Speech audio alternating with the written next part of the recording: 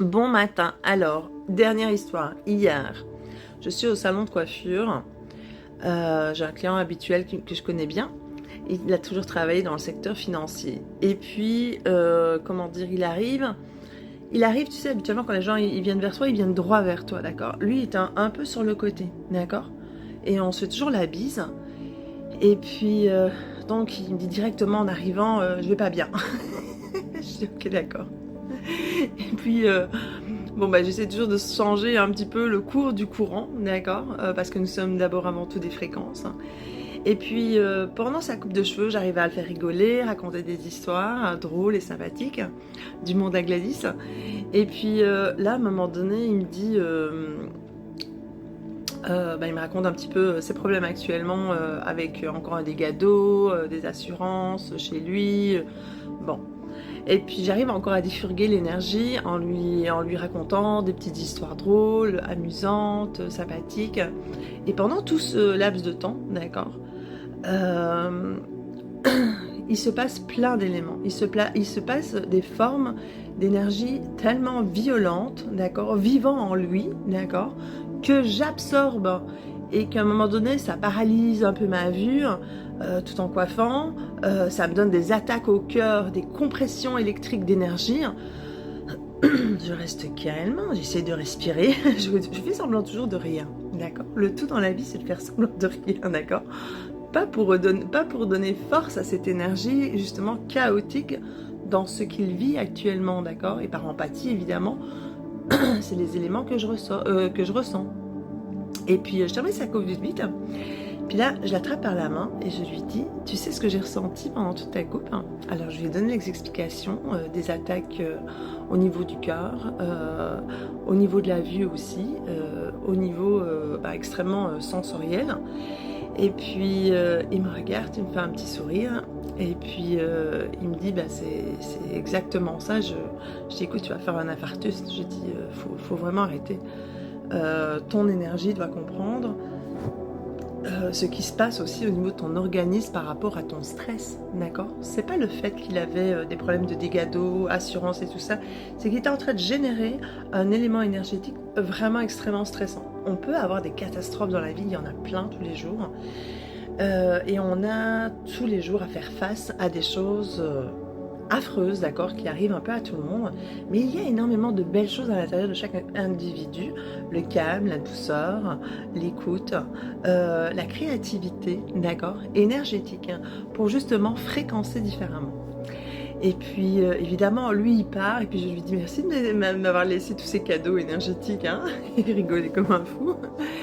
Mais il était assez surpris, d'accord, de toute cette énergie captée, et il en était très content, évidemment. J'ai dit, ouais, il est venu déposer ses bagages, mais en fait, il n'est pas venu déposer ses bagages. Moi, je cherche, d'accord, toujours à aider, à équilibrer. Je sais qu'on est dans des forces énergétiques qu'on active en nous, d'accord, avec des fréquences, et qu'il est bon, justement, de partager. C'était bon pour lui de partager, c'était bon pour moi aujourd'hui de vous l'expliquer, d'accord.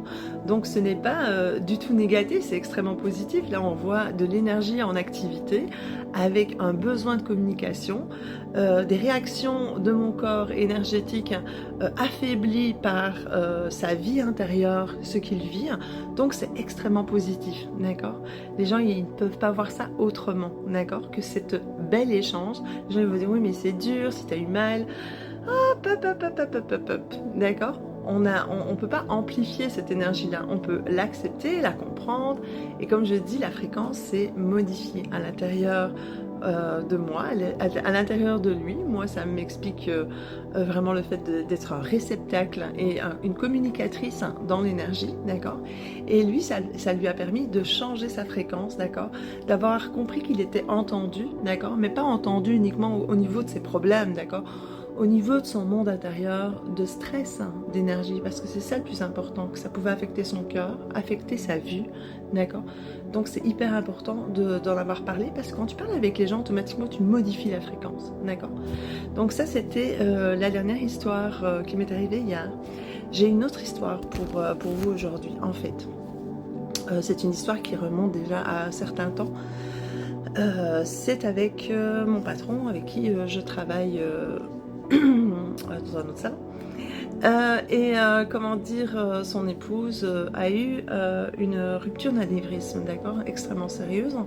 Et là, on ne rigole toujours pas, c'est vraiment quelque chose qui peut arriver à tout le monde, d'accord. On est toujours, j'aime bien dire qu'on est tous les médecins de tout le monde dans des dimensions différentes, et c'est totalement vrai, d'accord, parce que nous sommes des êtres juste de fréquence, d'énergie, de sensation.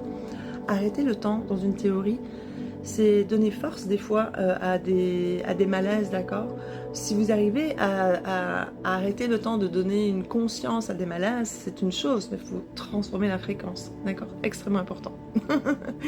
Et donc, moi j'étais en vacances, il m'appelle, il m'envoie un message, il me dit « Oh, ma femme a une rupture d'anévrisme, Gladys ». Je suis vraiment chamboulée parce que je sais à quel point il est très stressé, qu'on n'est pas beaucoup au salon. Mais je vais terminer mon séjour avec ma famille. Et quand je suis revenue, évidemment il était dans un chaos, son épouse est restée 1 mois aux soins intensifs. Là ça faisait comme 2 semaines qu'elle y était, ça faisait 1 semaine quand je suis revenue de vacances. Puis dès que je suis revenue, évidemment, j'ai voulu vraiment me connecter, d'accord. Je me dis, je vais me connecter, d'accord. Je suis capable, des fois, dans des situations difficiles et autres, à me connecter. Mais ça, c'est moi qui le désire, d'accord, pour essayer de voir qu'est-ce qui se passe. Alors, je me connecte à son épouse, et là, je tombe dans un contenant personnel d'énergie émotionnelle. Dans ce contenant personnel, de mon contenu personnel d'énergie, qu'est-ce qu'il y avait? Il y avait son épouse et lui en train de se moquer de moi à une période de ma vie, je pense il y a 2 ans, sur le fait que je disais que je parlais à des éléments invisibles, d'accord. Et elle se moquait pas mal à la parisienne, d'accord. Oh oh oh, Gladys, elle parlait des trucs, blablabla. Et ils rigolaient tous les deux. Émotionnellement, c'était extrêmement dur. J'essaie de me connecter pour l'aider et je suis tombée là-dessus en moi. J'ai dit mais purée, comment je vais faire pour avancer dans le tunnel énergétique qui nous relie tous, d'accord. Alors là, je fais un travail pendant 3-4 jours, d'accord. Je me dis c'est des enfants, même s'ils ont 66 et 70 ans, c'est des enfants. Ils ne savent pas, d'accord, ce que je suis, d'accord. Et c'est des enfants. Alors avec cette énergie, c'est des enfants. Ils se sont moqués de moi à un moment donné, mais moi, je vais les aider, d'accord? Parce qu'ils ne connaissent pas, d'accord? Certaines choses qu'on peut faire dans l'énergie. Alors après ces 3-4 jours-là, j'arrive à rentrer dans une énergie où j'arrive à voir ce qui se passe. Et dans ce qui se passe, c'est, je sais, les ruptures d'anévrisme, c'est très grave, les gens... comment dire, peuvent être paralysés, peuvent perdre la mémoire, ça peut devenir un peu légume, etc. Il y en a qui s'en sortent. Là, je vois, elle fait partie des 10% de miraculés, d'accord.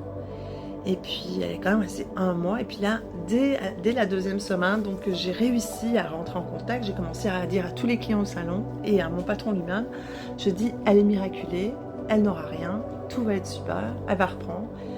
Puis là, tu sais, la 3e semaine passe, elle est encore dans le coma, toujours aux soins intensifs. Moi, j'arrête pas de dire, mais non, j'ai partie des 10% de miraculés, tu vas voir.